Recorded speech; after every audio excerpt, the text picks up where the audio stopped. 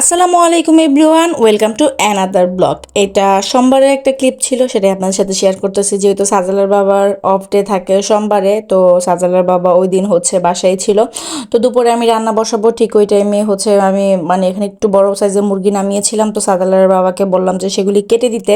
তো সে আমাকে একটু সাহায্য করতেছিল। পাশাপাশি আমি একটু শুটকি রান্না করব। এখানে পেঁয়াজ মরিচ আর রসুন কেটে নিয়েছি, আর শুটকিগুলিকে সেদ্ধ করে নিয়েছি ভালো করে। আর মুরগির মাংসটা রান্না করব। আমার মাছ রান্না করা ছিল, ফ্রিজে ডাল রান্না করা ছিল, তার জন্য আর বেশি ঝামেলা করব না, যেহেতু ওগুলি খাওয়া শেষ না হলে ফ্রিজে থেকে যাবে, পরে দেখা যাচ্ছে যে ফেলে দিতে হবে। তার জন্য অল্প করে শুটকি রান্না করতেছিলাম, আর সাদেলের জন্য একটু মুরগির মাংস রান্না করে নিব। তো এখানে আমি একটা প্যানের মধ্যে পরিমাণ মতো তেল দিয়ে সব কিছু পেঁয়াজ রসুন আর মরিচটা দিয়ে দিয়েছি। আর আরেকটা প্যানের মধ্যে তেল দিয়ে ওইখানে পেঁয়াজটাকেও আমি বাদামি কালার করার জন্য রেখে দিয়েছি, দুইটাতে একসাথে বসিয়ে দিব। দেখা যাবে যে আমার সময় কম লাগবে। তো এদিকে আমার শুটকির জন্য পেঁয়াজটাকে আমি ভাজা ভাজা করে নিয়েছিলাম। তো আমার মার হাতের এই শুটকিটা খেতে আমার খুবই ভালো লাগে, খুবই ভালো লাগে। তো আজকে আমি রান্না করতেছিলাম।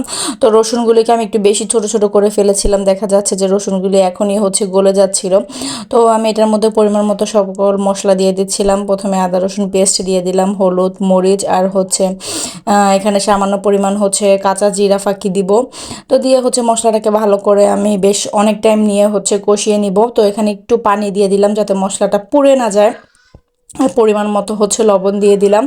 তো দেখা যাচ্ছে যে আমার কাছে এই শুটকিটা খেতেই সবচেয়ে বেশি ভালো লাগে। আমি এবার আসার সময়ও লইটা শুটকিটা বেশি এনেছি। একটা শুটকিটা যদি একটু থেতলে দিতে পারতাম তাহলে হয়তো ভালো হতো।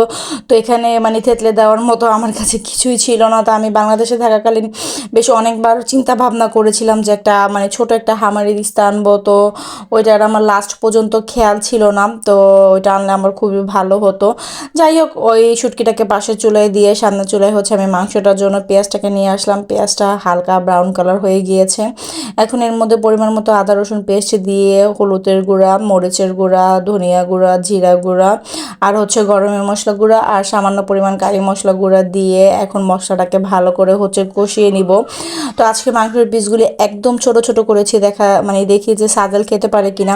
সাজালও আমরা বাংলাদেশ থেকে আসছি প্রায় 7-8 দিন হয়ে গিয়েছে, কিন্তু দেখা যাচ্ছে যে সাজালের মধ্যে একদিন ভাত খেয়েছে, ও এখানকার ভাতটাও খেতে পারছে না, মাংসটাও খেতে পারছে না। তো দেখি যে মাংসটা একটু ঝাল ঝাল করে ছোট ছোট করে দিলে ও খেতে পারে কিনা।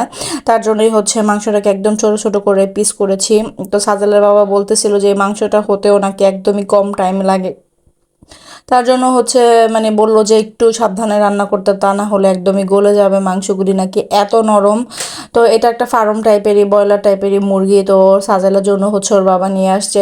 তো সাজালের বাবা একদমই খায় না এই মুরগিটা। তো আমি এটাকে ভালো করে কষিয়ে নিচ্ছিলাম, আর পাশের চুলায় শুটকিটার মধ্যেও আমি পরিমাণ মতো পানি দিয়ে দিয়েছি। তো দুইটাকে আমি এখন কুক করতে দিয়ে দিয়েছি। পাশাপাশি আমি অন্যান্য হাতের কাজগুলিও করে নিয়েছিলাম, যেমন কিচেনটাকে ক্লিন করা, তারপরে যতটুকু থালা বাসন বের হয়েছে সেগুলোকে ক্লিন করা। তো দেখা যাচ্ছে যে আস্তে আস্তে করে নিলে রান্নার মধ্যে হয়ে যায়, এদিকে রান্নাটাও হয়ে যায়, পাশাপাশি অন্যান্য কাজগুলিও হয়ে যায়। তো আমি মাংসটার মধ্যে পানি দিইনি, কিন্তু অনেক পানি দেখলাম যে উঠে গিয়েছে, দেখি যে এটা দিয়ে ভালো করে কষানো হয় কিনা। পরে আমার শুটকিটা হয়ে গিয়েছে, শুটকিটাকে আমি নামিয়ে নিয়েছি, আর মাংসটা এদিকে হচ্ছিল, কষানো হচ্ছিল। পরে আমি পরিমাণ মতো এটার মধ্যে পানি দিয়ে দিয়ে পরে মাংসটাকে রান্না করে নিব। তো তারপরে আর তেমন কোনো মাংসটার ক্লিপ নেওয়া হয়নি আমার, কিন্তু মাংসটা খেতে খুবই মজা হয়েছিল। সাজেল বলল, তো সাজেল আজকে ভাত খেতে পেরেছে, মাশাল্লাহ, আমার কাছে খুবই ভালো লেগেছে। দেখা যাচ্ছে যে বেশ অনেকদিন পরে সে ভাত খেয়েছে, তার কাছে নাকি আজকে এই মাংসটা খেতে খুবই ভালো লেগেছে। তো এখন থেকে দেখা যাবে যে এই মাংসটার বাবা নিয়ে আসবে ওর জন্য, কারণ ও শক্ত মুরগি বা গরুর মাংস কিছুই খেতে চায় না। তো পরে আমরা দুপুরে খাবার খেতে বসে গিয়েছি। এখানে গরুর মাংস ছিল, রুই মাছ ছিল, ডাল ছিল, শুটকি ছিল, আলহামদুলিল্লাহ। পরে দেখি যে আমাদের বাড়িওয়ালা আঙ্কেল গার্ডেনটাকে ক্লিন করতেছে। উনি দেখা যাচ্ছে যে সারাদিন কিছু না কিছু কাজ করে, আর আমাদের গার্ডেনটা খুবই সুন্দর, খুবই সুন্দর। তো কোনো এক সময় ঠান্ডা কমলে আমি আপনাদের সাথে পুরো ক্লিপটা শেয়ার করবো। উনি খুব সুন্দরভাবে গাছপালা লাগিয়েছে, প্লাস ওর ওয়াইফ, ওনারা অনেক সারাদিনই দেখা যাচ্ছে যে এর পিছনেই সময় দেয়, কারণ দুজনেই বয়স্ক, অন্য কোনো কাজ করে না। পরে যাই হোক, বিকাল দিকে আমি একটু নাস্তার ব্যবস্থা করতেছিলাম। এখানে আমি কিছু চিকেন ম্যারিনেট করে রেখেছিলাম, চিকেন ব্রেস্ট পিস। তো সেটাকে একটু ভাজা ভাজা করে নিয়ে জাস্ট বার্গারের তো করে দিব। তো যাই হোক, আজকের ছোট একটা ভিডিও, আশা করি আপনাদের কাছে ভালো লাগবে। যদি ভিডিওটি ভালো লেগে থাকে তাহলে অবশ্যই একটি লাইক দিবেন। আর ভিডিও সম্পর্কে কোনো মতামত থাকলে অবশ্যই আমাকে কমেন্ট করে জানাবেন যে আমার ভিডিও আপনাদের কাছে কেমন লাগে। যদি ভালো লেগে থাকে তাহলে অবশ্যই আমার পেজটিকে ফলো করে দিবেন। আর ইউটিউব থেকে দেখে থাকলে অবশ্যই আমার চ্যানেলটিকে সাবস্ক্রাইব করে